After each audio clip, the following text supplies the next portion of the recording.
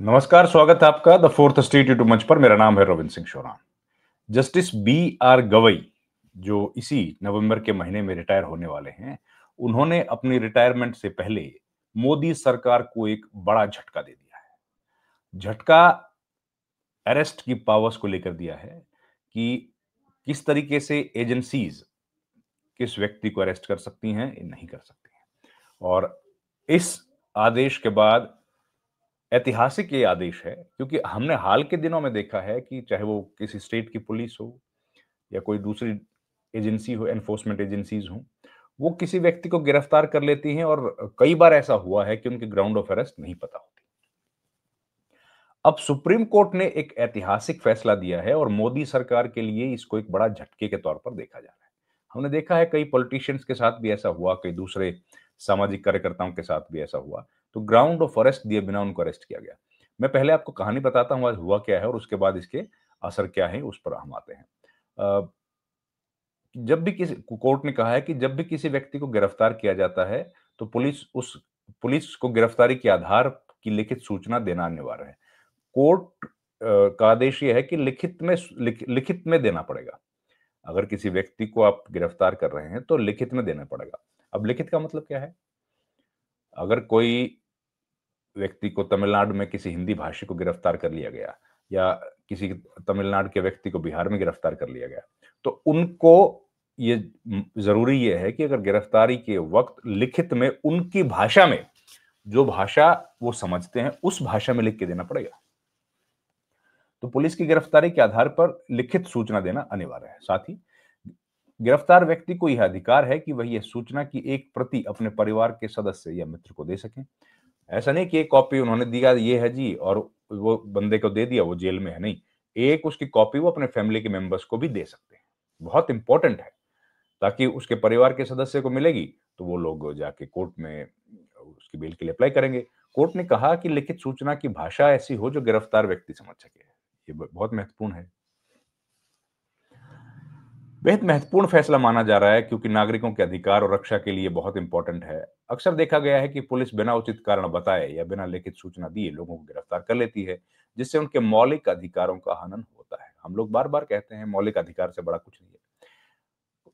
ये फैसला जो आया है जस्टिस बी.आर. गवई, जो इसी नवंबर के महीने में रिटायर हो रहे हैं, और justice A George Augustine George Masih की बेंच ने दिया है।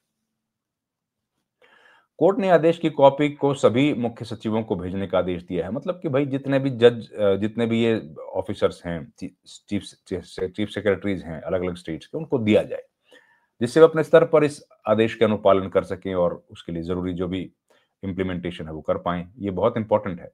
तो अभी जो सिस्टम है वो, और उसमें किस तरीके से हम लोग देखते हैं कि गड़बड़ियां होती हैं। तो जो भारत के अलग अलग कानून है उनमें गिरफ्तारी के नियम क्या हैं? भारत में मौलिक अधिकारों की रक्षा के लिए संविधान और कानून में कई तरह के प्रावधान दिए गए हैं।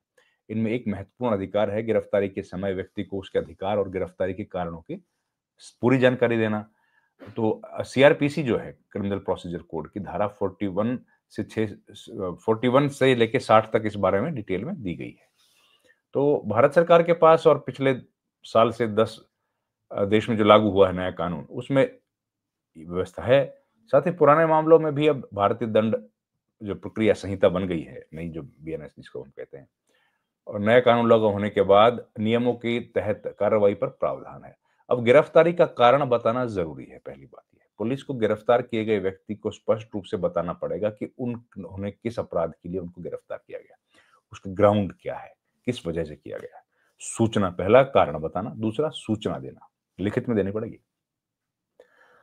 गिरफ्तार व्यक्ति को देना पड़ेगा, उनके परिवार या उनके किसी नजदीकी मित्र को जानकारी देनी होगी। मेमो देना पड़ेगा, अरेस्ट मेमो। गिरफ्तारी के समय एक मेमो तैयार किया जाता है, जिसमें गिरफ्तारी का समय, उसका टाइम, कहां पर किया गया है, वेन्यू, स्थान, जगह और रीजन दर्ज होता है। इस पर गिरफ्तार व्यक्ति और स्वतंत्र गवाह के हस्ताक्षर कराने का भी नियम है, अभी भी नियम है। फिर उसके बाद मेडिकल जांच होती है। गिरफ्तार व्यक्ति की मेडिकल जांच कराना जरूरी है, ताकि किसी प्रकार की कोई शारीरिक चोट है, उत्पीड़न है, तो उसको हम लोग पहले से ही रूल आउट कर पाए।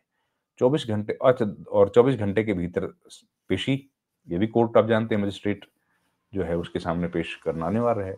अब क्या है, इसमें एक और बात है, कई बार ऐसा होता है कि आप पुलिस के लोग भी कई बार, ज़ाहिर है प्रेशर रहता है और इस तरह की गिरफ्तारियाँ होती हैं कि किसी को भागते हुए पकड़ा आपने, पीछा करके पकड़ा। वह तब क्या होगा? तब तो कई बार आप नहीं देख पाते हैं। तो ऐसी स्थिति में कोर्ट ने स्पष्ट कर दिया है कि अगर ऐसी कोई स्थिति है तो जब उस व्यक्ति को मजिस्ट्रेट के सामने पेश किया जाए, तो उसके 2 घंटे पहले उनको नोटिस थमा देना है। गिरफ्तारी का जो रीज़न है वो उसको 2 घंटे पहले देना है। अब अनुच्छेद 22 जो है भारतीय संविधान का, वो नागरिकों को गिरफ्तार और हिरासत में रहने के दौरान कुछ खास अधिकार देता है, जिसमें किसी भी गिरफ्तार व्यक्ति को जल्द से जल्द उसकी गिरफ्तारी के कारणों की सूचना दी जानी चाहिए। हमारे संविधान में लिखा है, लेकिन हमने अक्सर देखा है कि इसका पालन नहीं होता।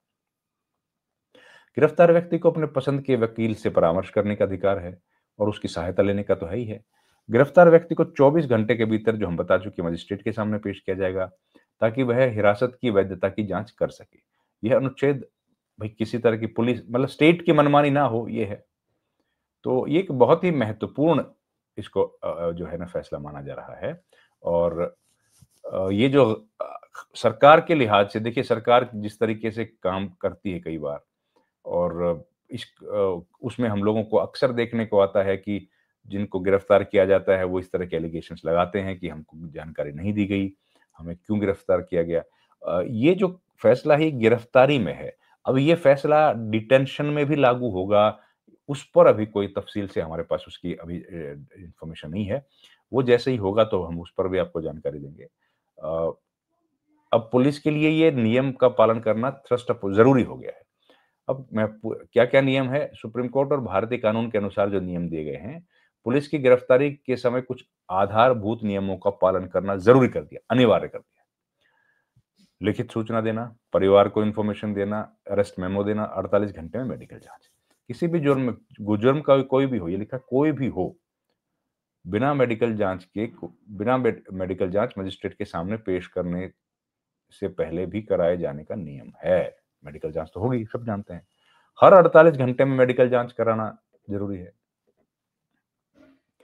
गिरफ्तार व्यक्ति पुलिस रिमांड पर अगर है, तो हर 48 घंटे में उसकी मेडिकल जाँच कराई जाएगी। कई बार गंभीर अपराधों की विवेचना में मदद के लिए पुलिस गिरफ्तार व्यक्ति को रिमांड पर लेती है, ऐसा होता है।